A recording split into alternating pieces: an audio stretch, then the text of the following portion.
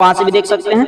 पहला प्रश्न कह रहा है Na2CO3 के 0.2 m का मतलब हुआ मोल प्रति लीटर। m का मतलब क्या हुआ? मोल प्रति लीटर।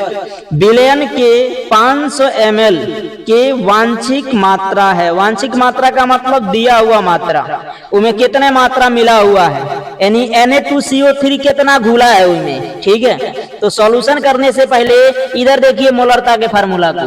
ये क्या बताता है? पहला विलेय का भार यानी उसकी मात्रा यानी उसकी द्रव्यमान। ये क्या बताता है? उसका अणु भार। ये क्या बताता है? उसका आयतन, वो कितने में मिला है, मतलब कितना विलयन है उसका। ये क्या है? आपका मोलरता है। ये क्या है? आपका विलेय की मोलों की संख्या। ये क्या है? आयतन लीटर में।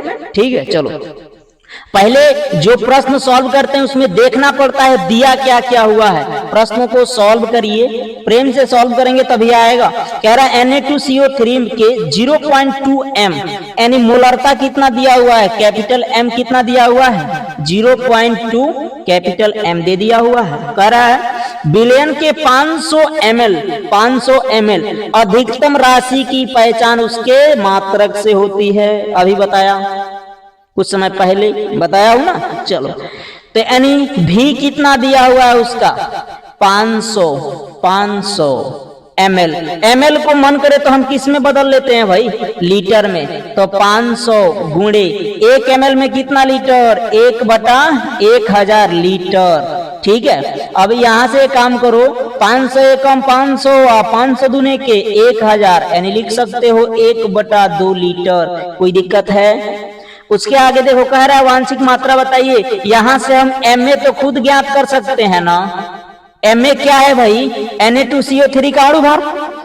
Na2CO3 का अणु भार तो Na2CO3। अब बताओ सोडियम जो होता है इसका परमाणु भार कितना होता है? 23। सोडियम का परमाणु भार 23। और सोडियम कौ गो है? 2 गो, तो 2 लिख दो। प्लस कार्बन का परमाणु भार 12। कार्बन अकेले है तो कोई समस्या नहीं। ऑक्सीजन का परमाणु भार 16। कौ गो ऑक्सीजन है? 3 गो, तो 3 से क्या कर दे? गुणा। अब एक बात बताओ, 23 दूने के क्या होता है? 46। प्लस 12 है तो 12 और 16 तिया क्या होता है? 48। 48 12 60, 60 46 जोड़ दो, टोटल कितना आएगा? 106। कितना आ गया? 106। जैसे मात्रा की बात कहे इसका मतलब उसका द्रव्यमान बता रहा है। इसका मतलब क्या बता रहा है? द्रव्यमान बता रहा है। यानी WA हम लोगों को क्या करना है? ज्ञात करना है। यही पूछ रहा है ना हम लोगों से प्रश्न में। अब एक बात बताओ, यहां से कुछ बनाना भी तो सीखोगे। अगर मान के चलो कुछ खाना चाहिए तो बनाना भी आना चाहिए।